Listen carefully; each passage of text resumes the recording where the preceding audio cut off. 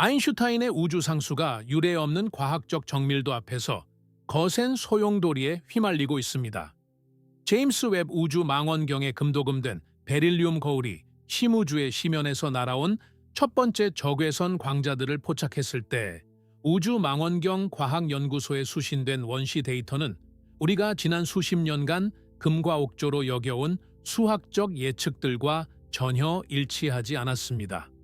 오히려 그 데이터는 빅뱅 이후 고작 5억 년밖에 지나지 않은 시점에 이미 수십억 개의 태양 질량을 가진 거대 구조물들이 완전히 형성되어 있었다는 충격적인 사실을 드러냈습니다. 현대 우주론의 표준 모델인 람다 차가운 암흑 물질 모델의 방정식에 따르면 이러한 은하들은 그 시대에 결코 존재해서는 안 되는 것들이었습니다. 암흑 물질과 바리온 가스가 그 정도로 축적되어 거대한 은하를 형성하기에 물리적으로 허용된 시간은 계산된 우주 팽창 속도와 비교했을 때 턱없이 부족하기 때문입니다. 현대 천체 물리학은 이제 피할 수 없는 통계적 변칙성 앞에 직면하게 되었습니다. 니어스펙 and 아이어스펙, 장비의 분광학적 적색편이 측정이 근본적으로 왜곡되었거나 아니면 중력과 우주 진화의 근간을 이루는 기초 물리학 자체를 완전히 새로 써야 한다는 기로에 선 것입니다. 이러한 관측적 충격은 연구자들로 하여금 우리가 지금껏 알던 것과는 전혀 다른 규칙을 가진 우주의 물리 법칙을 감지하고 있는 것은 아닌지 자문하게 만들었습니다. 제임스 웹이 발견한 것은 단순한 데이터의 오류가 아니라 아인슈타인의 일반 상대성 이론을 막다른 골목으로 몰아넣은 거대한 우주적 계산 착오였습니다. 과학의 진정한 진보는 데이터가 우리가 이미 알고 있는 사실을 확인해 줄 때가 아니라 관측 결과가 기존의 합의를 산산조각 낼 때 일어납니다. 제임스 웹 우주 망원경은 우주의 제2온화 시기와 우주의 새벽을 조사하기 위해 우주 먼지를 뚫고 높은 적색편이 영역에 있는 초기 우주를 관측하고자 설계된 인류 공학의 결정체입니다. 그러나 최근 천체 물리학계에서 비공식적으로 우주 파괴자들이라고 불리는 관측 데이터들의 양과 밀도는 차가운 암흑 물질 가설에 대한 즉각적인 재평가를 강요하고 있습니다. 만약 초기 우주가 그렇게 짧은 시간 안에 초거대 질량 은하와 원시 블랙홀을 주조해낼 수 있었다면 시공간과 에너지 밀도 사이의 관계에 대한 아인슈타인의 전제는 불완전한 것일지도 모릅니다. 이제 우리는 제임스 웹의 데이터가 어떻게 허블 긴장 문제를 심화시켰으며 은하 형성의 연대기에 어떤 균열을 일으켰는지, 그리고 현재의 우주론적 모델이 가진 절대적 한계를 어떻게 시험하고 있는지에 대해 철저하게 기술적이고 관측적인 해부를 시작하려 합니다. 이는 어쩌면 우리가 새로운 물리학의 도입을 의무적으로 받아들여야만 하는 역사적 변곡점이 될 것입니다. 우리가 우주를 이해하는 기초로 삼고 있는 람다 차가운 암흑물질 모델은 현대 우주론의 성경과도 같습니다. 이 모델의 핵심은 아인슈타인의 장방정식과 그 안에 포함된 우주 상수 람데 뿌리를 두고 있습니다. 아인슈타인이 처음에 정적인 우주를 유지하기 위해 도입했다가 나중에 자신의 최대 실수라고 치부했던 이 상수는 역설적으로 우주의 가속 팽창을 설명하는 암흑 에너지의 형태로 화려하게 부활했습니다.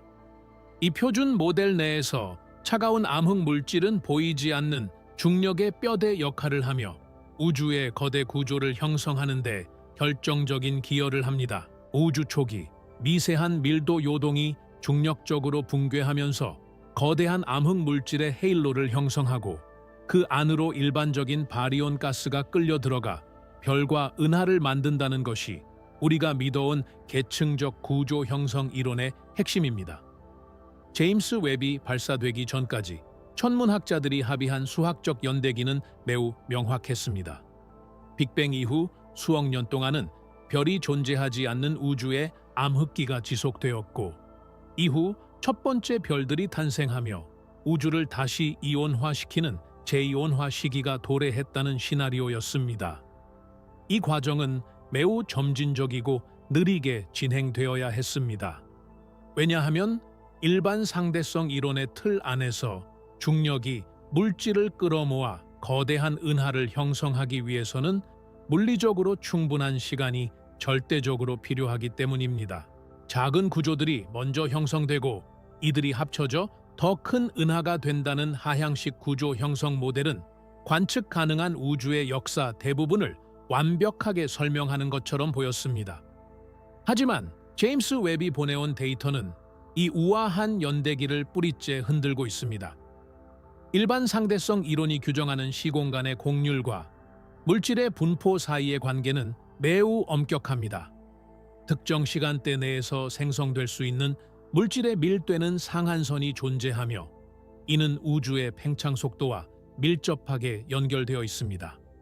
만약 제임스 웹이 발견한 것처럼 우주의 아주 이른 시기에 이미 성숙한 은하들이 존재했다면 이는 중력이 우리가 생각했던 것보다 훨씬 더 강력하고 빠르게 작용했거나 아니면 우주 초기에 우리가 알지 못하는 새로운 물리적 메커니즘이 개입했음을 의미합니다. 이 문제는 단순한 수치의 불일치를 넘어섭니다. 이는 아인슈타인의 장방정식이 우주 전체의 역사를 기술하는 데 있어 어쩌면 근사치에 불과했을지도 모른다는 공포를 과학계에 심어주었습니다. 차가운 암흑 물질이 우주 거대 구조에 필라멘트를 형성하는 방식, 그리고 그 필라멘트를 따라 가스가 응축되는 속도는 유체역학적 시뮬레이션과 일반 상대성 이론의 결합을 통해 정교하게 계산되어 왔습니다. 그러나 관측된 현실은 이론적 한계를 비웃기라도 하듯 훨씬 앞서 나가고 있습니다. 람다 차가운 암흑 물질 모델이 예측하는 우주 초기 은하의 질량 함수와 실제 관측된 질량 사이의 괴리는 통계적으로 무시할 수 없는 수준에 도달했습니다. 이러한 모순은 우리에게 근본적인 질문을 던집니다. 우리가 암흑 물질이라고 부르는 미지의 실체가 사실은 우리가 이해하지 못한 중력의 다른 모습은 아닐까? 혹은 아인슈타인이 정의한 우주 상수가 시간이 지나도 변하지 않는 상수가 아니라 우주의 진화 단계에 따라 역동적으로 변화하는 에너지 필드는 아닐까? 만약 그렇다면 우리가 지난 세기 동안 구축해온 우주론의 모든 탑은 기초부터 다시 설계되어야 합니다. 제임스 웹은 인류에게 가장 멀리 있는 과거를 보여주려 했지만 결과적으로 우리가 가진 지식의 가장 깊은 구멍을 보여주게 된 셈입니다. 이 관측적 변칙성이 시사하는 바는 명확합니다. 아인슈타인의 방정식은 태양계 규모나 비교적 가까운 은하들 사이에서는 경이로운 정확도를 보여주었지만 우주가 탄생하던 그 극초기의 극한 환경에서는 우리가 아직 발견하지 못한 한글 누락하고 있을 가능성이 큽니다. 시공간의 기하학적 구조 자체가 우리가 가정했던 평탄함과는 다른 성질을 띠었거나 초기 우주의 에너지 밀도가 표준 모델의 예측을 아득히 상회했을 수도 있습니다. 결국 이 문제는 아인슈타인의 상대성 이론이 양자 역학과 만나는 지점, 즉 양자 중력의 영역이나 혹은 아직 정의되지 않은 새로운 물리 법칙의 영역으로 우리를 인도하고 있습니다. 우리는 지금 인류 역사상 가장 정교한 망원경을 통해 우리가 믿어온 우주의 설계도가 틀렸을지도 모른다는 가장 정교한 증거를 수집하고 있는 것입니다.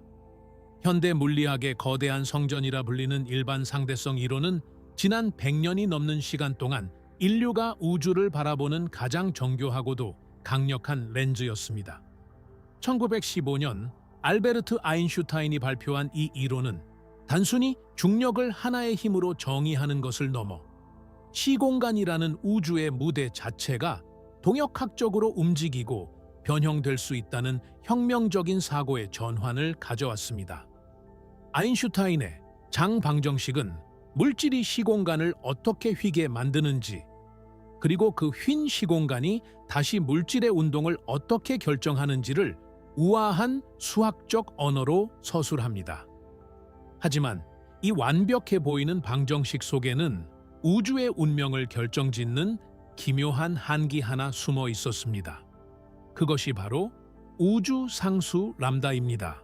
아인슈타인은 처음에 우주가 팽창하거나 수축하지 않고 정적인 상태를 유지해야 한다는 당시의 믿음을 지키기 위해 이 상수를 도입했습니다. 비록 허블의 발견 이후 이를 자신의 가장 큰 실수라고 부르며 철회했지만 현대 우주로는 이 람다를 다시 불러내어 우주의 가속 팽창을 설명하는 암흑 에너지의 상징으로 삼았습니다. 이 람다와 함께 현대 우주론의 또 다른 기둥을 이루는 것이 바로 차가운 암흑 물질입니다. 이 두 요소를 결합한 람다 차가운 암흑 물질 모델은 우리가 관측하는 우주의 거대 구조와 우주 배경 복사, 그리고 은하들의 분포를 경이로울 정도로 정확하게 설명해 왔습니다. 이 모델의 시나리오에 따르면 우주는 매우 질서 정연하고 단계적인 성장 과정을 거쳐야 합니다. 빅뱅 직후의 우주는 뜨겁고 밀도가 높았으며 물질과 빛이 뒤엉킨 혼돈의 상태였습니다. 그러다 우주가 팽창하며 온도가 낮아지자 비로소 원자들이 형성되었고 빛은 물질의 구속에서 벗어나 우주 전역으로 퍼져나갔습니다. 이것이 우리가 오늘날 관측하는 우주 배경 복사입니다. 이 시점부터 우주에는 수억 년 동안 별도, 은하도 없는 암흑의 시대가 지속되었습니다. 이 암흑 시대 동안 우주의 유일한 건축가는 중력이었습니다. 눈에 보이지 않는 암흑 물질들이 미세한 밀도 차이에 의해 서로를 끌어당기며 거대한 거미줄 같은 구조, 즉 우주 거대 구조의 뼈대를 먼저 구축하기 시작한 것입니다. 여기서 가장 중요한 물리적 제약은 바로 시간입니다. 중력은 우주에서 가장 약한 힘 중 하나이며 가스 운무가 스스로의 무게로 붕괴하여 별을 만들고 그 별들이 모여 은하를 형성하기까지는 막대한 시간이 소요됩니다. 람다 차가운 암흑 물질 모델에서 제안하는 은하 형성 과정은 하향식이 아니라 상향식입니다. 즉, 아주 작은 물질의 덩어리들이 먼저 뭉쳐서 작은 별 집단을 만들고 이들이 수없이 충돌하고 병합하면서 점진적으로 거대한 은하로 성장해 나가는 계층적 구조 형성의 원리를 따릅니다. 이 수학적 모델에 따르면 빅뱅 이후 5억 년이나 6억 년이라는 시간은 거대 은하가 탄생하기에는 턱없이 부족한 시간입니다. 비유하자면 갓 태어난 아기가 며칠 만에 성인으로 성장하여 복잡한 사회 구조를 형성하고 있는 것과 다를 바 없는 불가능한 일로 여겨졌습니다. 아인슈타인의 일반 상대성 이론이 규정하는 시공간의 물리적 한계는 물질의 이동 속도와 중력 붕괴의 효율성에 엄격한 상한선을 둡니다. 우주 초기에는 가스들이 너무 뜨거워서 중력이 이들을 한데 묶어두기 어려웠고 가스가 충분히 식어서 별로 응축되기까지는 여력학적 냉각 과정이 필수적이었습니다. 수소와 헬륨으로만 이루어진 초기 우주의 가스는 오늘날의 중원소가 풍부한 가스보다 훨씬 더 천천히 식습니다. 따라서 물리 법칙이 허용하는 한도 내에서 첫 번째 별들이 나타나는 시기, 그리고 그 별들이 모여 은하의 형태를 갖추는 시기는 이미 수학적으로 정해져 있었습니다. 전 세계의 천문학자들은 제임스 웹 우주 망원경이 이 암흑 시대의 끝자락에서 아주 희미하고 작은 원시 은하들의 씨앗을 발견해 줄 것이라고 기대했습니다. 그것이 우리가 지난 수십 년간 쌓아 올린 물리학의 자부심이었기 때문입니다. 하지만 제임스 웹이 보내온 실측 데이터는 이 견고한 이론적 성벽에 거대한 균열을 냈습니다. 망원경의 적외선 시선이 닿은 곳에는 있어야 할 작은 아기 은하들 대신 오늘날의 우리 은하만큼이나 거대하고 성숙한 은하들이 당당하게 자리 잡고 있었습니다. 이는 단순한 관측의 오차가 아니라 우리가 알고 있는 중력의 작용 방식이나 우주의 연대기 중 어느 한 부분이 근본적으로 잘못되었음을 시사합니다. 일반 상대성 이론의 장방정식에 따르면 질량과 에너지는 시공간의 공률을 결정하며 이 공률은 다시 물질의 분포에 영향을 미칩니다. 만약 초기 우주에 예상보다 훨씬 많은 질량이 이미 집결해 있었다면 이는 암흑 물질의 성질이 우리가 생각했던 차가운 상태가 아니었거나 혹은 중력이 초기 우주에서 지금과는 다른 강도로 작용했을 가능성을 제기합니다. 이 지점에서 우리는 아인슈타인의 유산이 직면한 가장 가혹한 시험을 목격하게 됩니다. 일반 상대성 이론은 거시적인 우주를 설명하는 데 탁월하지만 우주 초기의 초고밀도 상태에서는 양자 역학적 효과나 아직 알려지지 않은 물리 현상과 충돌할 수 있습니다. 람다 차가운 암흑 물질 모델이 상정하는 암흑 물질은 빛과 상호작용하지 않고 오직 중력으로만 소통하는 느린 입자입니다. 이 입자들이 우주의 골격을 만드는 속도는 우주 상수 람다가 밀어내는 팽창의 힘과 정교한 균형을 이루어야 합니다. 그런데 제임스 웹이 발견한 은하들은 마치 그 팽창의 속도를 앞질러 중력 붕괴를 완료한 것처럼 보입니다. 이는 마치 고속도로의 제한 속도가 시속 100km인데 어떤 차들이 출발한 지 몇 분 만에 수천 킬로미터 떨어진 목적지에 도착해 있는 상황과 같습니다. 학계에서는 이를 두고 우주론적 위기라고 부르기 시작했습니다.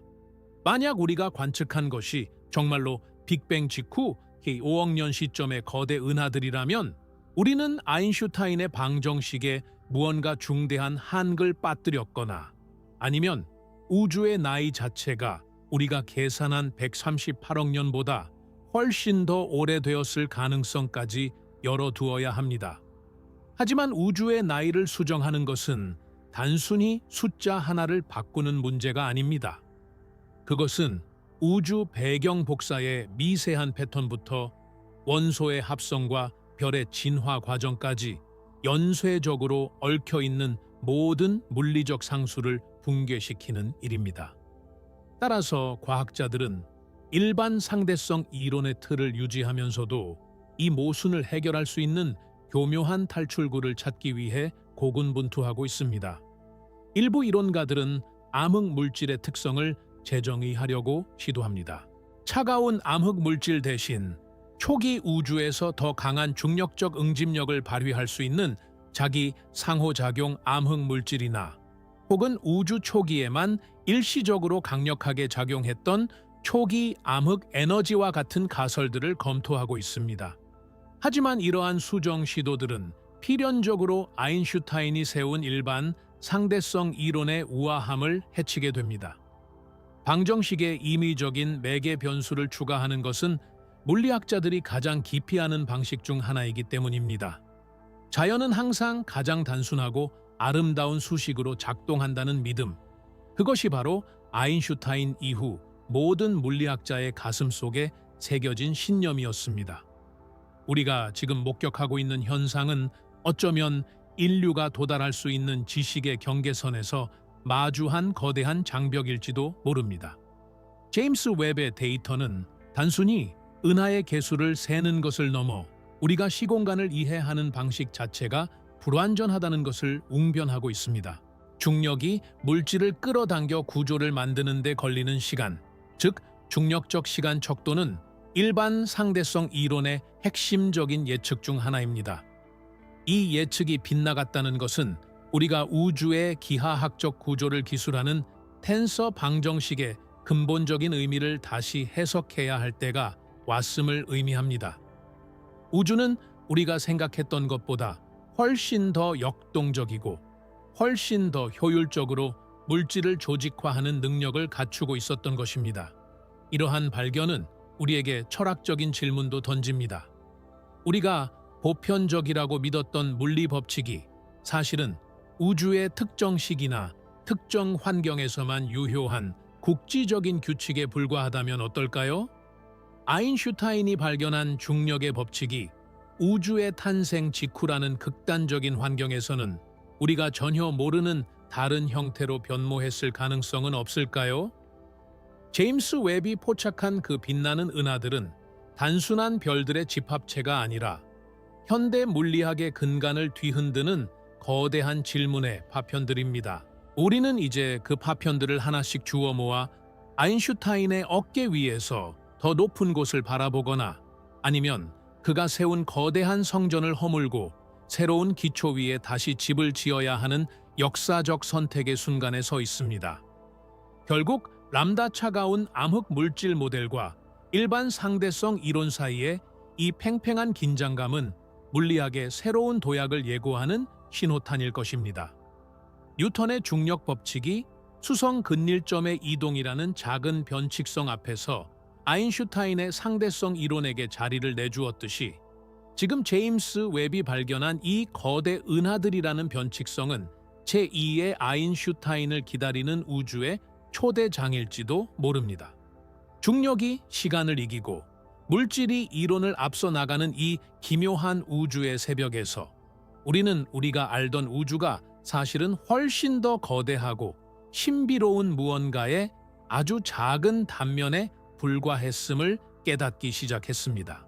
이 과정은 고통스럽고 혼란스럽겠지만 동시에 인류가 우주의 진정한 본질에 한 걸음 더 다가가는 유일한 길이기도 합니다. 우리는 이제 익숙한 지도의 끝에 도달했으며 그 너머에는 아직 이름 붙여지지 않은 새로운 물리학의 바다가 펼쳐져 있습니다. 제임스 웹 우주 망원경이 지구를 떠나 라그랑주점 2UL2라는 차갑고 고요한 궤도에 자리를 잡기까지 전 세계 과학계는 유례 없는 긴장감 속에서 그 첫 번째 신호를 기다렸습니다. 이 거대한 공학적 걸작은 단순히 허블 망원경의 뒤를 잇는 후계자가 아닙니다. 그것은 인류가 시공간의 시면을 들여다보기 위해 설계한 가장 정교한 시간 기계이자 물리학의 한계를 시험하는 궁극의 관측 도구입니다. 제임스 웹의 핵심은 그 거대한 금빛 거울에 있습니다. 6.5m에 달하는 베릴륨 거울 위에는 머리카락 굵기의 수천 분의 1에 불과한 아주 얇은 금막이 입혀져 있는데 이는 우주 초기에 아주 희미한 적외선 광자 하나까지도 놓치지 않고 포착하기 위한 선택이었습니다. 왜 하필 적외선이어야 했을까요? 이 질문에 대한 답 속에 우리가 직면한 우주론적 균열의 열쇠가 숨겨져 있습니다. 우주가 팽창함에 따라 그 공간을 가로지르는 빛 역시 늘어납니다. 아주 먼 과거, 즉 우주의 새벽에 탄생한 은하들이 내뿜은 가시광선과 자외선은 수십억 년 동안 팽창하는 시공간을 여행하면서 파장이 길어지게 됩니다. 이 현상을 적색편이라고 부릅니다. 아주 먼 거리에서 오는 빛일수록 파장이 더 많이 늘어나 결국 우리 눈에 보이지 않는 저고해선 영역으로 넘어가 버립니다. 허블 망원경이 아무리 오랫동안 심우주를 노려보아도 가장 초기 은하들을 발견하는 데 한계가 있었던 이유는 그 빛들이 이미 가시광선의 영역을 벗어나 있었기 때문입니다. 제임스 웹은 바로 그 보이지 않는 빛을 보기 위해 최적화된 기계입니다. 그리고 그 저고해선을 포착하는 중심에는 근저고해선 카메라 NER-참와 근저고해선 분광기 NER-SPEC라는 두 가지 핵심 장비가 존재합니다. 먼저 근저고해선 카메라인 니어캠의 역할을 살펴볼 필요가 있습니다. 니어캠은 우리가 흔히 보는 제임스 웹의 경이로운 사진들을 찍어내는 장비입니다. 하지만 과학자들에게 이 사진은 단순한 미적 감상의 대상이 아닙니다. 니어캠은 다양한 파장 대역의 필터를 사용하여 천체의 밝기를 측정합니다. 여기서 광도 측정, 적색편이라는 개념이 등장합니다. 서로 다른 필터를 통해 들어오는 빛의 양을 비교함으로써 과학자들은 해당 은하가 대략 어느 정도의 거리에 있는지, 즉 얼마나 오래전의 모습인지를 추측할 수 있습니다. 예를 들어 특정 파장 이하의 빛이 갑자기 사라지는 라이먼 중단 현상을 이용하면 해당 은하의 대략적인 연대를 특정할 수 있습니다. 하지만 이것은 어디까지나 확률적인 추정치에 불과합니다. 사진상으로는 아주 멀리 있는 고대 은하처럼 보이지만 실제로는 가까이 있는 아주 붉고 먼지가 많은 평범한 은하일 가능성도 배제할 수 없기 때문입니다. 여기서 제임스 웹의 진정한 힘이자 현대 우주론을 뒤흔든 결정적 증거를 제공하는 근저고에선 분광기 니어스펙이 등판합니다. 분광학은 빛을 무지개처럼 펼쳐서 그 안에 담긴 성분을 분석하는 기술입니다. 니어스펙은 단순히 빛의 양을 측정하는 것을 넘어 광자 하나하나가 가진 에너지를 정밀하게 쪼개어 분석합니다. 이 장비 안에는 머리카락 굵기 정도의 아주 작은 구멍들이 수십만 개나 뚫린 미세 셔터 배열이라는 혁신적인 장치가 들어 있습니다. 이 셔터들을 조절하여 원하는 천체의 빛만 골라내고 나머지 배경 잡음은 완벽하게 차단할 수 있습니다. 이를 통해 한 번에 수백 개의 천체를 동시에 분광 분석하는 것이 가능해졌습니다. 분광 데이터에서 나타나는 특정 원소의 지문, 예를 들어 수소나 산소의 방출선이 원래 있어야 할 자리에서 얼마나 멀리 적외선 쪽으로 밀려났는지를 측정하면 그 은하의 적색편이 값은 소수점 셋째 자리까지 정밀하게 확정됩니다. 이것이 바로 분광학적 적색편이이며 천문학에서 거리를 측정하는 가장 확실하고 반박 불가능한 방법입니다. 제임스 웹이 보내온 데이터가 그토록 충격적이었던 이유는 니어캠으로 찾은 우주 파괴자 후보들이 니어스펙의 분광 분석을 통해 실제로 그토록 먼 과거에 존재했다는 사실이 속속들이 확인되었기 때문입니다. 처음에는 관측 장비의 오류나 소프트웨어의 버그를 의심하는 목소리도 높았습니다. 광학 장비가 우주의 극한 환경에서 미세하게 뒤틀렸거나 데이터 처리 과정에서 예상치 못한 노이즈가 섞여 들어갔을 가능성을 철저히 조사해야 했습니다.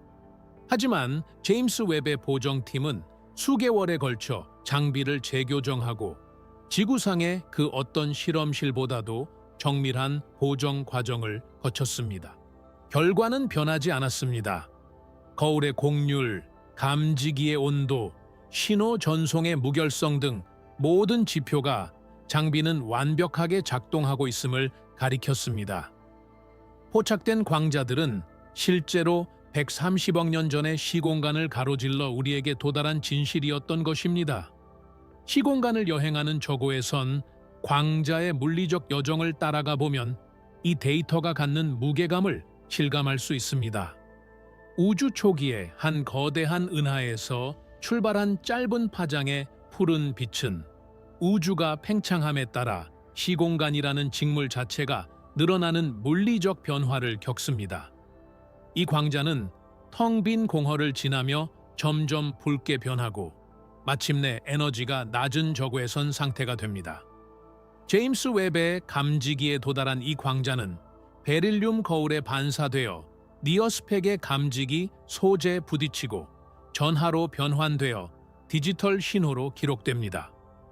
이 과정에서 발생하는 모든 열적 잡음을 차단하기 위해 망원경은 영하 233도 이하의 극저온을 유지해야 합니다.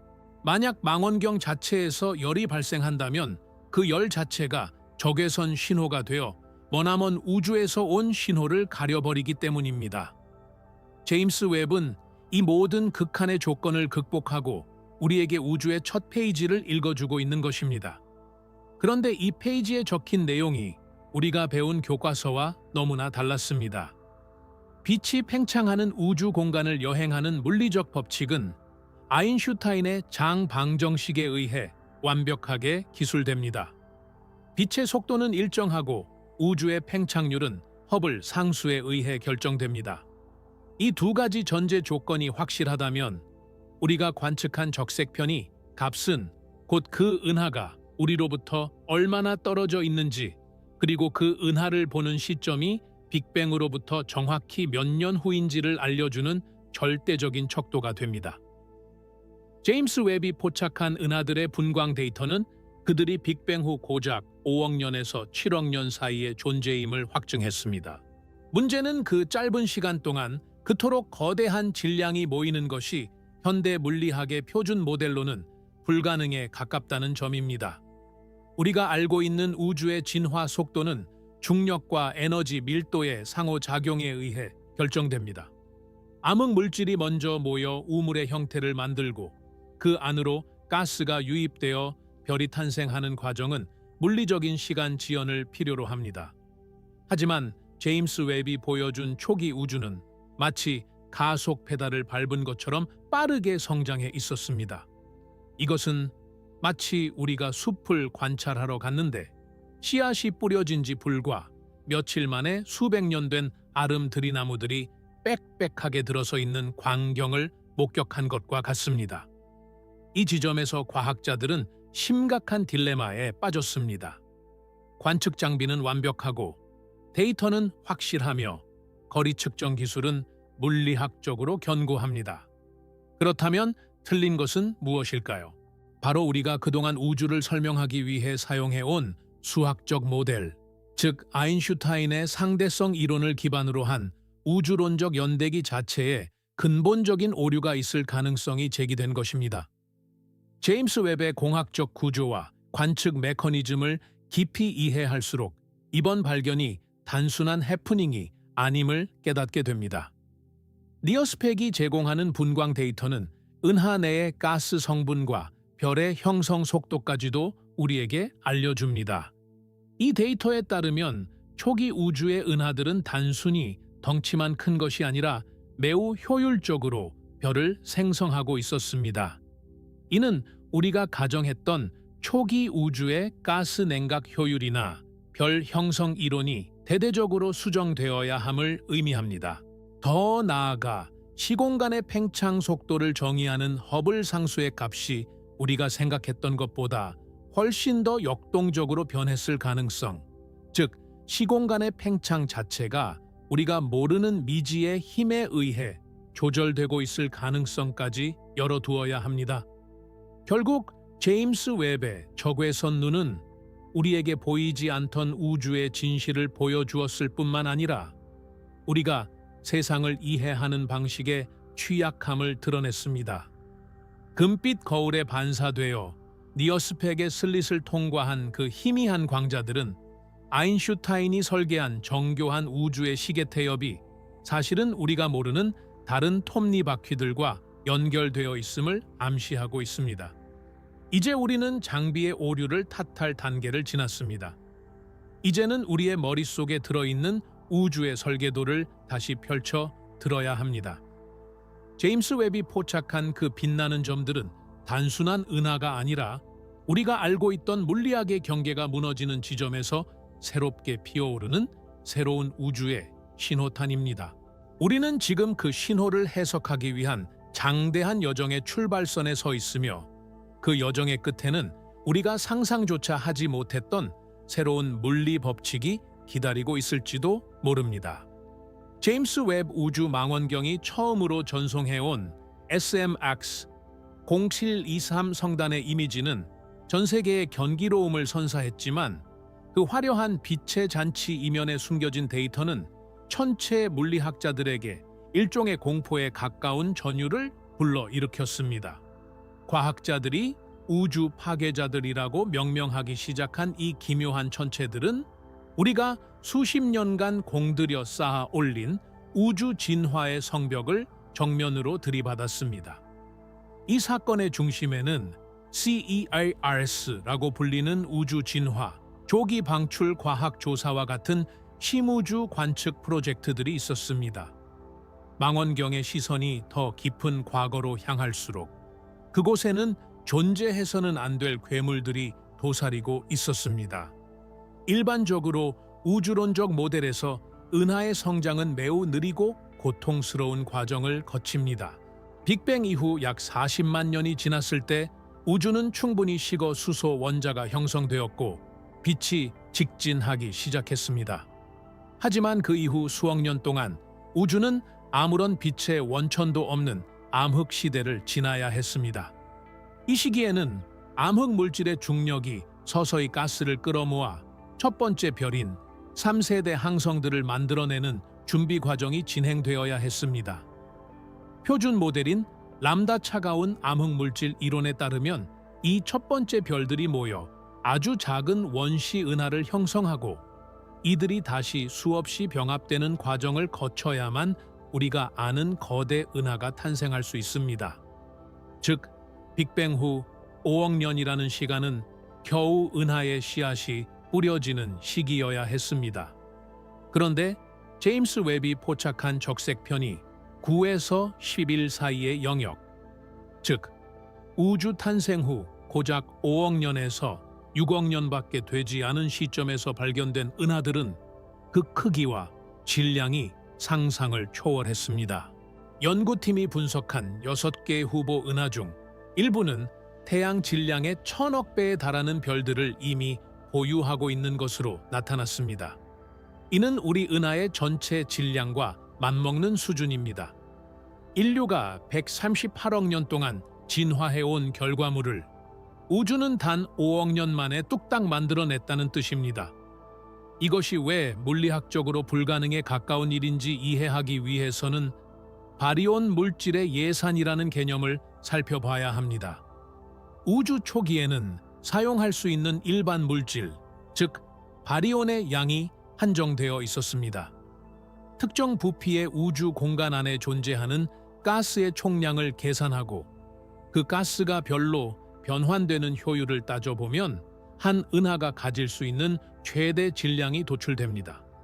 그런데 제임스 웹이 발견한 은하들은 그 공간에 존재할 수 있는 모든 가스를 100% 효율로 별로 바꿨다고 가정해도 설명이 되지 않을 만큼 무거웠습니다.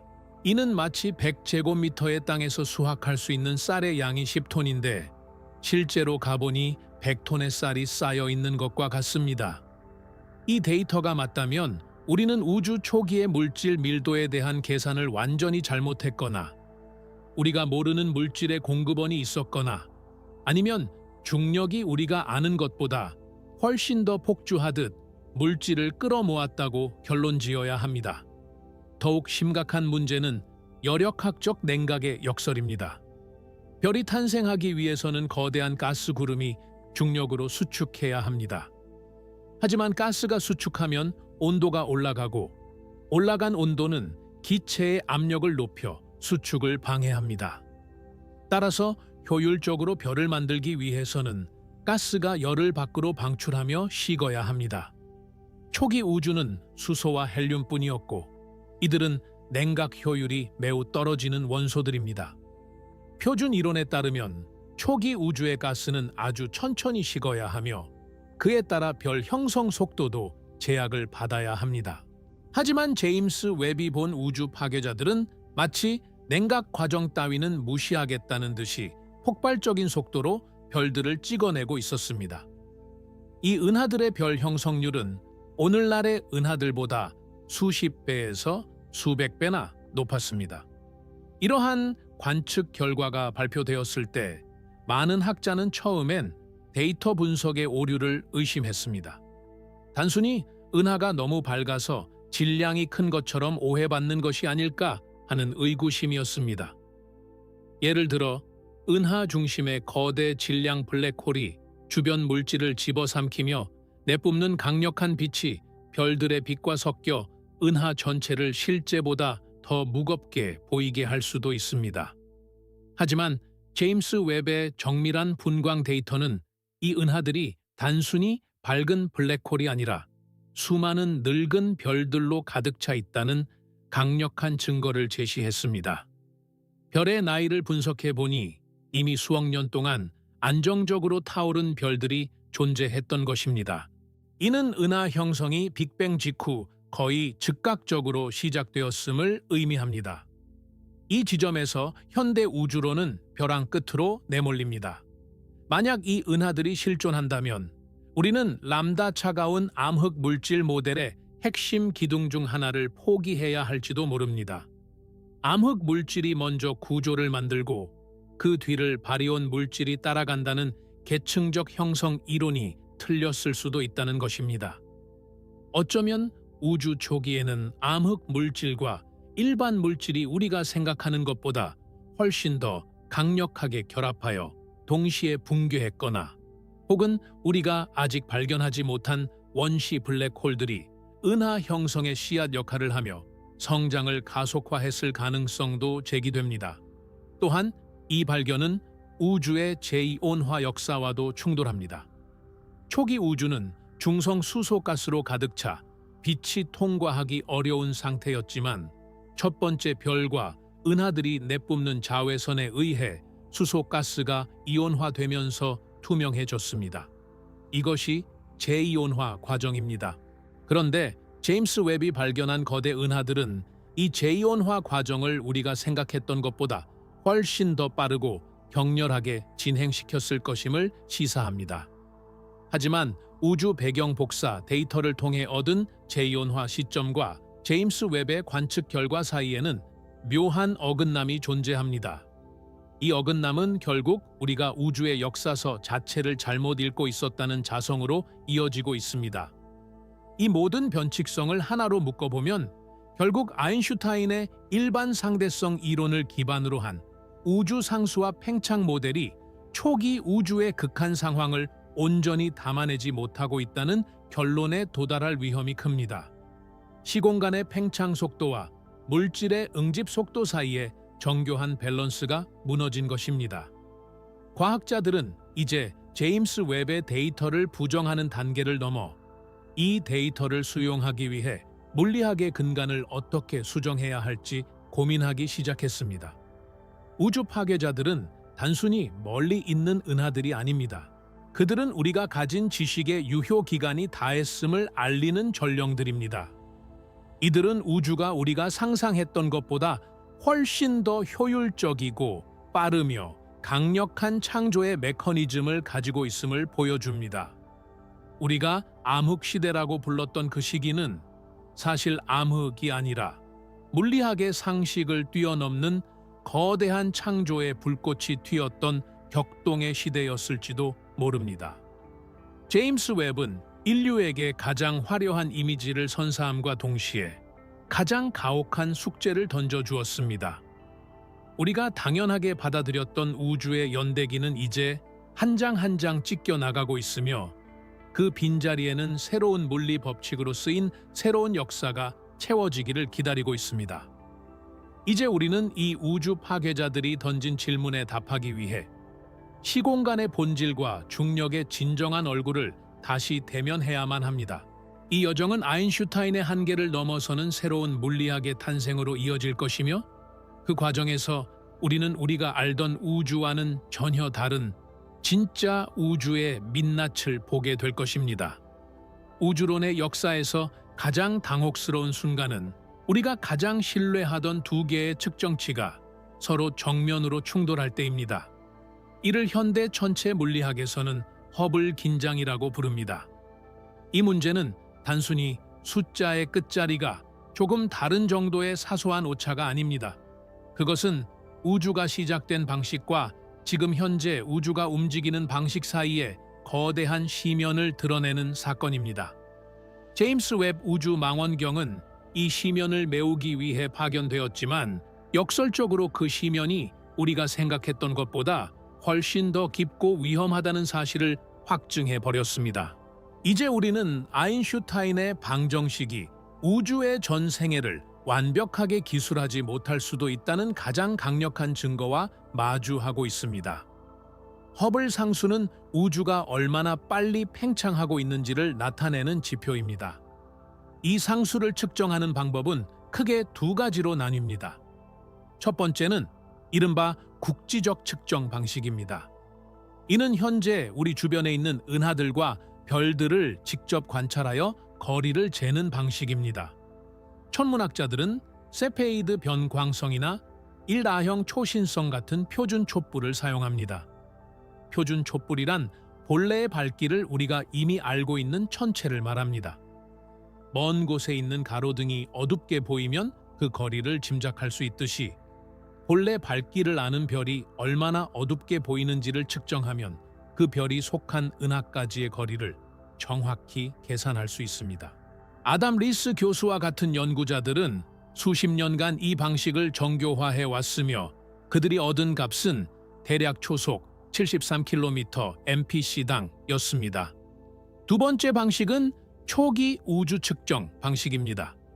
이는 빅뱅 직후의 흔적인 우주 배경 복사를 분석하는 것입니다. 플랑크 위성과 같은 장비들이 포착한 이 빛은 우주가 탄생한 지 고작 38만 년 되었을 때의 모습을 담고 있습니다.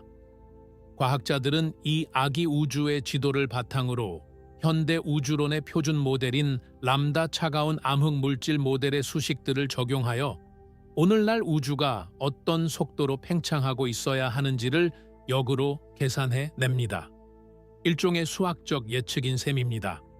그런데 여기서 도출된 값은 대략 초속 67km였습니다. 73과 67. 이 6km의 차이가 바로 현대 물리학의 잠을 깨우는 거대한 비명이 되었습니다. 처음에는 많은 과학자가 측정 장비의 한계를 의심했습니다. 특히 국지적 측정을 담당했던 허블 우주 망원경이 먼 거리의 별들을 관측할 때 주변 별들의 빛이 겹치거나 우주 먼지에 의해 빛이 왜곡되는 혼잡 효과 때문에 거리를 잘못 측정했을 가능성이 제기되었습니다. 즉, 장비의 눈이 침침해서 생긴 실수라고 생각했던 것입니다. 제임스 웹 우주 망원경의 임무 중 하나는 바로 이 의구심을 해결하는 것이었습니다. 제임스 웹은 허블보다 훨씬 뛰어난 해상도와 적외선 투과 능력을 갖추고 있어 먼지 구름을 뚫고 개별 별들을 아주 선명하게 분리해낼 수 있기 때문입니다. 결과는 충격적이었습니다. 제임스 웹이 허블 망원경이 보았던 똑같은 세페이드 변광성들을 다시 관측했을 때 허블의 데이터는 틀리지 않았음이 밝혀졌습니다. 제임스 웹의 정밀한 시선으로 보아도 우주의 팽창 속도는 여전히 초속 73km 근처를 가리키고 있었습니다. 이는 측정 도구의 문제가 아니라 우리가 관측하고 있는 물리적 실제 자체가 표준 모델의 예측을 거부하고 있음을 의미합니다. 이제 허블 긴장은 단순한 데이터의 불일치가 아니라 물리학의 성배라 여겨졌던 람다 차가운 암흑 물질 모델이 파산할 위기에 처했음을 알리는 신호가 되었습니다. 통계학적으로 이 차이는 이제 5시그마라는 임계점을 넘어섰습니다. 물리학에서 5시그마란 어떤 결과가 단순한 우연이나 통계적 오류일 확률이 350만 분의 1 미만이라는 것을 뜻합니다. 즉, 이 불일치는 명백한 실제이며 우주에 대한 우리의 이해 어딘가에 거대한 구멍이 뚫려 있다는 확정판 결과도 같습니다. 우리는 이제 선택의 여지가 없습니다. 우리가 믿어온 우주론적 연대기가 틀렸거나 아니면 아인슈타인의 상대성 이론을 보완할 새로운 물리학이 필요합니다.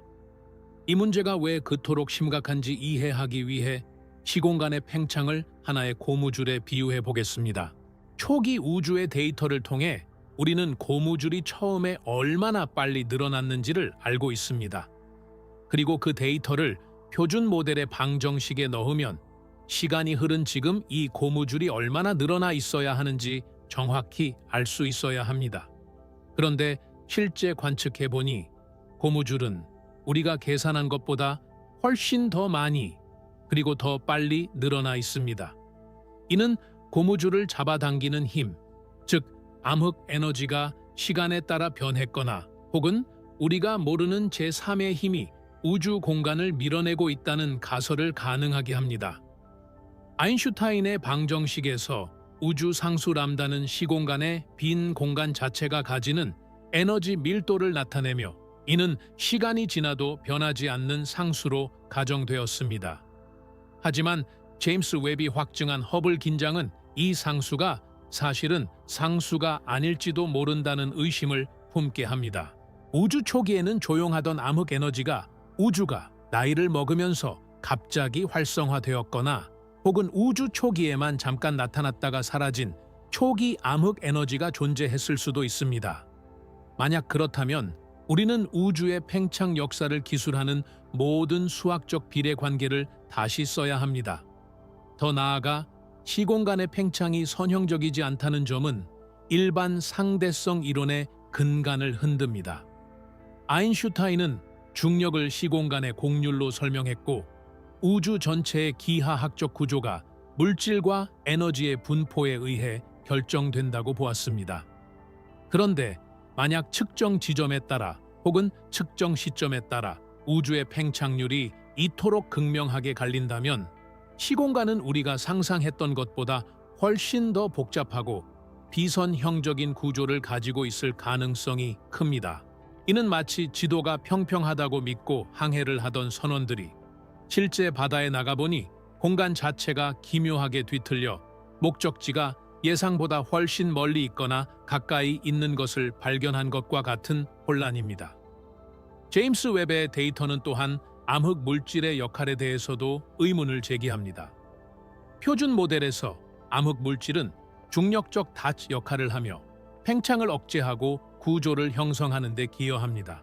하지만 관측된 팽창 속도가 이토록 빠르다는 것은 암흑 물질의 중력이 우리가 생각했던 것보다 약하거나 아니면 암흑 에너지가 암흑 물질의 억제력을 압도하는 방식이 훨씬 더 공격적임을 시사합니다. 이는 결국 우주의 종말에 대한 시나리오까지 바꿔놓을 수 있는 중대한 문제입니다. 우주가 예상보다 빨리 팽창하고 있다면 모든 물질이 뿔뿔이 흩어져 얼어붙는 빅 프리즈나 시공간 자체가 찢어지는 빅 리브의 시기가 우리가 예상했던 것보다 훨씬 빨리 찾아올 수도 있기 때문입니다. 결국 허블 긴장은 인류가 우주라는 거대한 퍼즐을 맞추는 데 있어 가장 중요한 조각 하나를 잃어버렸음을 말해줍니다. 제임스 웹은 그 잃어버린 조각이 장비의 결함 속에 숨겨져 있지 않다는 사실을 분명히 했습니다. 조각은 애초에 우리 손에 없었던 것입니다. 우리가 알고 있던 물리학의 언어로는 이 현상을 설명할 수 없습니다. 이제 천체 물리학자들은 뉴 피직스, 즉 새로운 물리학의 도입을 진지하게 논의하고 있습니다. 그것이 아인슈타인의 상대성 이론을 수정하는 중력 수정 이론이든 아니면 새로운 입자의 발견이든 분명한 것은 우리가 알던 우주의 질서가 무너지고 있다는 사실입니다. 제임스 웹 우주 망원경이 포착한 그 먼 은하들의 적외선 신호는 우리에게 속삭이고 있습니다. 당신들이 세운 모델은 우주의 극히 일부분만을 설명할 뿐이라고. 시공간의 팽창 속도에 숨겨진 비밀은 우리가 가진 방정식의 한계를 넘어선 곳에 존재합니다. 이제 우리는 아인슈타인의 어깨를 딛고 일어서서 그가 보지 못했던 우주의 더 깊은 진실을 향해 나아가야 합니다. 허블 긴장은 끝이 아니라 새로운 물리학의 시대를 여는 서막입니다. 우리는 이제 우주가 우리에게 던진 이 수학적 수수께끼를 풀기 위해 다시 한번 무지의 공포를 딛고 미지의 영역으로 발을 내디뎌야 합니다. 그 과정에서 우리는 어쩌면 우리가 살고 있는 이 우주가 우리가 생각했던 것과는 전혀 다른 원리로 움직이는 기묘한 장소임을 깨닫게 될 것입니다. 제임스 웹 우주 망원경이 던진 관측적 충격은 이제 단순한 데이터의 해석을 넘어 현대 물리학의 근간을 지탱해온 표준 모델의 해체와 재구성을 요구하고 있습니다. 우리가 마주한 이 모순을 해결하기 위해 과학자들은 이제 교과서 속에 안주하던 기존의 공식을 덮고 이른바 새로운 물리학의 영역으로 발을 내디디고 있습니다. 이것은 아인슈타인을 부정하는 과정이라기보다는 그가 남긴 일반 상대성 이론이라는 거대한 지도 위에 우리가 미처 발견하지 못했던 새로운 지형을 그려 넣는 작업에 가깝습니다. 뉴턴의 중력 법칙이 아인슈타인의 상대성 이론에 의해 확장되었듯이 이제 우리는 상대성 이론이 설명하지 못하는 초기 우주의 극한 상황을 설명할 수 있는 더 상위의 법칙을 찾아야 하는 운명에 처했습니다. 이 새로운 물리학의 중심에서 가장 뜨겁게 논의되는 가설 중 하나는 초기 암흑 에너지 모델입니다. 기존의 표준 모델에서 암흑 에너지는 우주가 탄생하고 한참의 시간이 흐른 뒤에야 비로소 그 존재감을 드러내며 우주의 가속 팽창을 주도한 것으로 여겨졌습니다. 하지만 제임스 웹이 발견한 그 성숙한 초기 은하들을 설명하기 위해 이론 물리학자들은 암흑 에너지가 우주 초기에 마치 강력한 부스터처럼 일시적으로 작용했을 가능성을 제기하고 있습니다.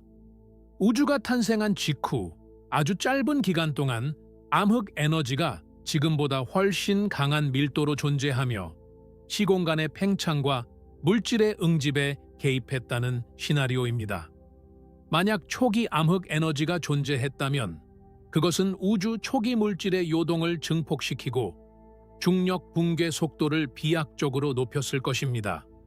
이는 제임스 웹이 포착한 우주 파괴자 은하들이 어떻게 그토록 짧은 시간 안에 수천억 개의 별을 거느린 거대 구조로 성장할 수 있었는지를 수학적으로 정당화해 줍니다. 하지만 초기 암흑 에너지를 도입하는 것은 물리학자들에게 매우 고통스러운 선택입니다. 그것은 우주가 시작될 때부터 고정된 상수로 존재해야 했던 우주 상수 람다의 지위를 흔드는 일이기 때문입니다. 만약 암흑 에너지가 시간에 따라 변하는 동역학적인 성질을 가지고 있다면 우리는 이를 퀸테선스, 즉 제5원소라고 불리는 미지의 스칼라장으로 설명해야 합니다.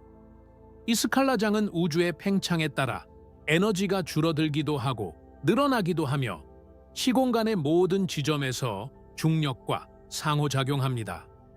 제임스 웹이 발견한 변칙성은 어쩌면 이 스칼라장이 초기 우주에서 한 번의 거대한 폭발적 반응을 일으켰음을 암시하는 증거일지도 모릅니다. 이것이 사실로 밝혀진다면 우리는 우주가 단순히 일정한 속도로 식어가는 죽어가는 공간이 아니라 특정 시기마다 새로운 물리적 메커니즘이 활성화되는 역동적인 유기체와 같다는 사실을 인정해야 합니다. 또 다른 혁명적인 접근법은 아예 암흑 물질의 존재를 부정하고 중력의 법칙 자체를 수정하려는 시도입니다. 수정 뉴턴 역학, 즉 몬드라고 불리는 이 이론은 우리가 은하의 회전 속도나 거대 구조를 설명하기 위해 가상으로 도입한 암흑 물질이 사실은 존재하지 않는다고 주장합니다. 대신 중력이 아주 약한 가속도 환경에서는 뉴턴이나 아인슈타인이 정의한 방식과는 다르게 작용한다는 것이 이 이론의 핵심입니다. 지금까지 몬드는 은하 규모에서의 회전 곡선 문제를 설명하는 데 탁월한 성과를 보였지만 우주 전체의 진화를 설명하는 데는 표준 모델에 밀려 비주류에 머물러 있었습니다. 그러나 제임스 웹이 가져온 초기 우주의 데이터는 몬드 지지자들에게 강력한 방역의 기회를 제공했습니다.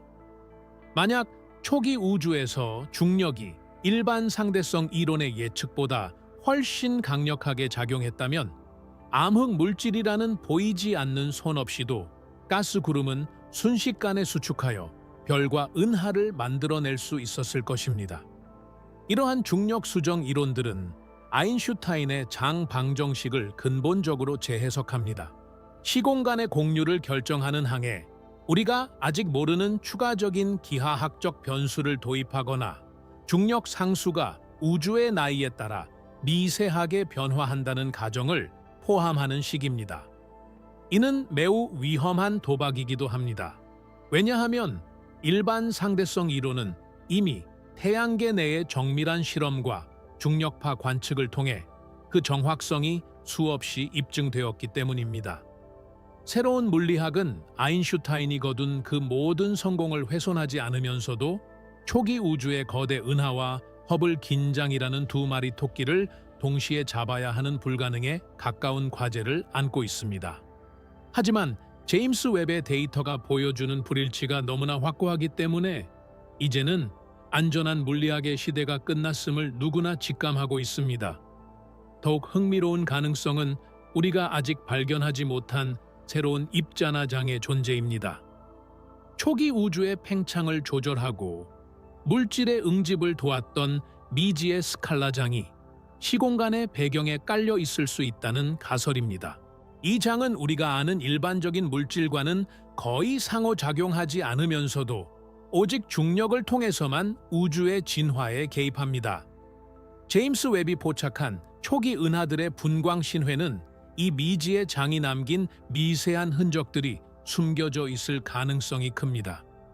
과학자들은 이제 은하의 질량 분포나 별 형성 속도의 편차를 분석하여 표준 모델의 방정식을 이탈하게 만든 그 보이지 않는 힘의 정체를 추적하고 있습니다.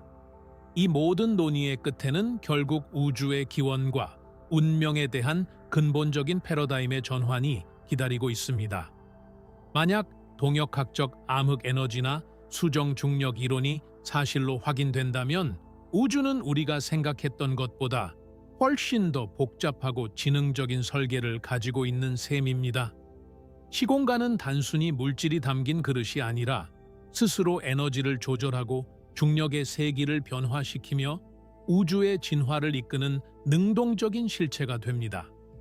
이것은 물리학이 지난 수세기 동안 추구해온 기계론적 우주관에 대한 거대한 도전입니다. 아인슈타인이 우주 상수를 도입하며 꿈꿨던 우주의 균형은 이제 그 상수가 살아 움직이는 변수가 됨으로써 더 고차원적인 균형으로 진화하고 있습니다. 제임스 웹의 관측 결과는 우리에게 더 이상 과거의 영광에 머물지 말라고 경고합니다. 아인슈타인의 방정식은 인류가 우주로 나아가는 길을 닦아주었지만 이제 그 길의 끝에서 우리는 새로운 문을 열어야 합니다. 그 문 너머에는 아마도 중력과 양자 역학이 하나로 통합되는 양자 중력의 세계, 혹은 우리가 지금껏 상상하지 못했던 다차원 시공간의 물리학이 기다리고 있을지도 모릅니다. 새로운 물리학은 단순히 수학적 모델의 수정을 의미하지 않습니다. 그것은 우리가 우주라는 거대한 캔버스 위에서 인간이 차지하는 위치와 우리가 인지하는 물리적 실제의 한계를 다시 정의하는 철학적 도약이 될 것입니다. 우리는 지금 물리학의 역사에서 가장 흥미로운 시대에 살고 있습니다. 제임스 웹은 우리에게 정답을 알려주기 위해 만들어진 것이 아니라 우리가 틀렸다는 것을 가르쳐주기 위해 만들어졌습니다. 그리고 그 틀렸다는 깨달음이야말로 진정한 과학적 진보의 시작입니다. 이제 우리는 아인슈타인의 위대한 성취를 존중하되 그가 보지 못했던 어둠 속의 진실을 향해 나아갈 용기를 가져야 합니다. 초기 암흑 에너지와 수정 중력 이론이라는 이 낯선 이름들은 머지않아 새로운 시대의 표준이 되어 인류의 다음 우주 항해를 인도하게 될 것입니다. 우리가 지금 겪고 있는 이 혼란과 긴장은 우주가 자신의 진정한 본질을 드러내기 전에 겪는 일종의 산통과도 같습니다. 그 고통의 끝에서 탄생할 새로운 물리학은 우리가 지금까지 알던 것보다 훨씬 더 웅장하고 신비로운 우주의 모습을 우리에게 보여줄 것입니다. 제임스 웹이 포착한 그 희미한 빛의 점들은 바로 그 새로운 시대를 알리는 가장 찬란한 전조입니다. 우리는 이제 그 빛을 따라 아인슈타인의 한계를 넘어 시공간의 가장 깊은 비밀이 숨겨진 곳으로 향하는 마지막 관문을 열 준비를 마쳤습니다. 제임스 웹 우주 망원경이 보내온 데이터의 파편들을 하나하나 맞춰가다 보면 우리는 결국 인류가 도달할 수 있는 가장 거대하고도 본질적인 벽에 부딪히게 됩니다. 그것은 바로 이 우주가 단 하나뿐인 절대적인 공간인가, 아니면 우리가 이해할 수 없는 거대한 시스템의 아주 작은 일부분인가 하는 질문입니다. 우리가 지금까지 살펴본 우주 파괴자 은하들, 허블 긴장의 심화, 그리고 아인슈타인의 방정식이 설명하지 못하는 초기 우주의 폭발적 성장은 단순히 우리 은하계의 역사를 다시 쓰는 수준을 넘어섰습니다. 이제 물리학자들은 아주 조심스럽게, 그러나 거부할 수 없는 수학적 필연성에 이끌려 다중우주라는 파격적인 가설을 다시금 검토하기 시작했습니다. 제임스 웹이 포착한 그 기묘한 신호들이 사실은 우리가 속한 우주와는 다른 물리 법칙을 가진 이른바 다른 우주의 흔적일지도 모른다는 파격적인 가설 말입니다. 이 지점에서 우리는 데이터가 가리키는 냉혹한 진실과 마주해야 합니다. 만약 우리가 관측한 그 거대 은하들이 표준 모델의 모든 수정을 거부하고 여전히 불가능한 존재로 남는다면 그것은 우리가 살고 있는 이 우주의 초기 조건 자체가 우리가 알던 것과는 완전히 달랐음을 의미합니다. 물리학에는 미세 조정이라는 개념이 있습니다. 우주가 지금처럼 별과 은하, 그리고 생명체를 탄생시키기 위해서는 중력의 세기나 전자기력의 강도, 그리고 암흑 에너지의 밀도가 소수점 아래 수십 자리까지 완벽하게 맞물려 있어야 합니다. 그런데 제임스 웹이 본 초기 우주의 모습은 이 미세 조정의 눈금이 우리가 생각했던 것과는 다른 방향으로 돌아가 있었을 가능성을 시사합니다.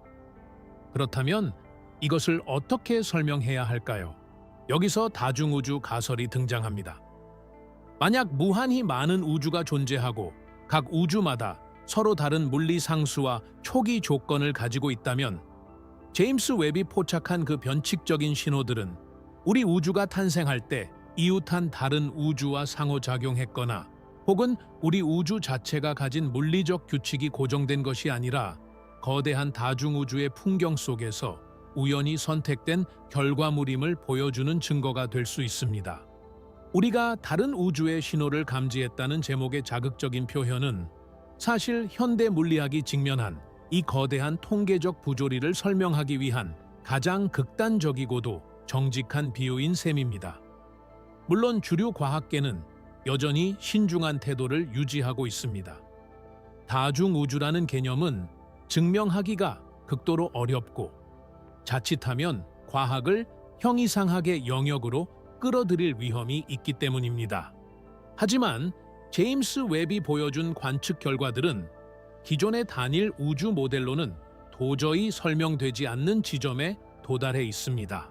아인슈타인의 일반 상대성 이론은 우주 전체를 하나의 일관된 기하학적 구조로 설명하려 했지만 제임스 웹은 그 구조의 이음새가 벌어지고 있는 현장을 우리에게 보여주었습니다. 그 벌어진 틈 사이로 보이는 것은 우리가 지금껏 보편적이라고 믿어왔던 물리 법칙들이 사실은 이 광대한 존재의 바다에서 극히 일부의 규칙에 불과할지도 모른다는 당혹스러운 진실입니다. 이제 우리는 이 다큐멘터리의 여정을 마무리하며 아인슈타인의 유산과 제임스 웹이 열어젖힌 새로운 시대의 의미를 정리해 보아야 합니다. 아인슈타인이 100여 년 전 장방정식을 발표했을 때 그는 우주가 인간의 지성으로 완벽하게 이해될 수 있는 질서정연한 대상이라고 믿었습니다. 그의 방정식은 시공간과 물질의 관계를 규정하며 인류에게 우주를 탐구할 수 있는 가장 강력한 무기를 쥐어주었습니다. 제임스 웹 역시 그 무기를 들고 우주의 끝으로 향했습니다. 하지만 그곳에서 망원경이 발견한 것은 아인슈타인의 승리가 아니라 그의 이론이 가진 한계의 경계선이었습니다. 하지만 이것은 결코 아인슈타인의 패배가 아닙니다. 과학의 역사는 항상 거인들의 어깨 위에서 그 거인들이 보지 못했던 지평선을 발견하는 과정이었습니다. 뉴턴이 절대 시간과 절대 공간의 개념을 세웠기에 아인슈타인이 그것을 무너뜨리며 상대성 이론을 세울 수 있었듯이 이제 제임스 웹은 아인슈타인이 세운 시공간의 성벽 너머에 무엇이 있는지를 보여주고 있습니다. 우리가 다른 우주의 규칙처럼 보이는 변칙성을 발견했다는 것은 인류의 지성이 이제 더 넓은 차원의 실제를 받아들일 준비가 되었음을 의미합니다. 결국 제임스 웹이 감지한 그 기묘한 신호는 우리를 파멸시키러 온 것이 아니라 우리를 더 큰 진실로 인도하러 온 것입니다. 초기 우주의 거대 은하들은 우리에게 말하고 있습니다. 중력은 우리가 생각한 것보다 훨씬 더 신비로운 힘이며 시공간은 우리가 상상한 것보다 훨씬 더 유연하고 복잡한 구조를 가지고 있다고 말입니다. 어쩌면 우리가 지금 겪고 있는 이 모델의 붕괴는 더 완벽하고 근본적인 하나의 이론, 즉 만물의 이론을 향해 나아가기 위한 필수적인 진통일지도 모릅니다. 우리는 이제 우주를 바라볼 때 그것을 완성된 그림이 아니라 끊임없이 변화하고 확장되는 하나의 사건으로 보아야 합니다. 제임스 웹이 포착한 저고해선 광자들은 130억 년이라는 시간을 가로질러 우리에게 도달하여 우리가 가진 지식의 오만을 깨뜨렸습니다. 우리는 우주의 나이를 알고 그 성분을 알고 그 미래를 안다고 자만했지만 우주는 고작 5억 년 만에 거대 은하를 만들어내며 우리의 오만을 비웃었습니다. 그 비웃음이야말로 우리가 다시 겸손하게 우주의 목소리에 귀를 기울여야 할 이유입니다. 이제 이 대서사시의 끝에서 우리는 다시 한번 밤 하늘을 올려다봅니다. 제임스 웹이 보고 있는 그 깊은 어둠 속에는 우리가 아직 이름 붙이지 못한 수많은 물리 법칙과 우리가 상상조차 하지 못한 우주의 역사가 숨어 있습니다. 아인슈타인의 방정식은 그 어둠을 밝히는 첫 번째 횃불이었고, 제임스 웹은 그 횃불을 들고 더 깊은 동굴 속으로 들어간 탐험가입니다. 동굴 벽에 비친 기묘한 그림자들이 우리를 두렵게 할 수도 있습니다. 그것이 다른 우주의 흔적처럼 보일 수도 있고, 우리가 알던 물리 법칙의 파괴처럼 보일 수도 있습니다. 하지만 그 공포야말로 새로운 발견의 전조입니다. 인류는 언제나 한계를 돌파하며 진화해 왔습니다. 지구가 중심이라는 믿음이 깨졌을 때 인류는 태양계를 얻었고, 우리 은하가 전부라는 믿음이 깨졌을 때 인류는 대우주를 얻었습니다. 이제 우리가 가진 유일한 우주라는 믿음, 그리고 아인슈타인의 법칙이 절대적이라는 마지막 믿음이 제임스 웹에 의해 도전받고 있습니다. 이 도전의 끝에서 우리가 무엇을 발견하게 될지는 아무도 모릅니다. 그것이 정말로 다중우주의 실제를 증명하는 신호일 수도 있고, 아니면 우리가 상상하지 못했던 중력의 새로운 얼굴일 수도 있습니다. 분명한 것은 우리는 이제 이전으로 돌아갈 수 없다는 사실입니다. 제임스 웹의 금빛 거울은 우리에게 진실의 한 단면을 보여주었고, 그 진실은 우리가 가진 모든 모델을 다시 쓰라고 명령하고 있습니다. 이것은 물리학의 위기가 아니라 물리학의 르네상스입니다. 아인슈타인이 꿈꿨던 우주의 조화는 이제 더 크고 장엄한 불협 화음을 포함하는 거대한 교향곡으로 변모하고 있습니다. 우리는 그 교향곡의 첫 소절을 이제 막 듣기 시작했을 뿐입니다. 제임스 웹이 포착한 신호는 다른 우주에서 온 신호일까요? 아니면 우리가 아직 이해하지 못한 우리 우주의 깊은 본성일까요?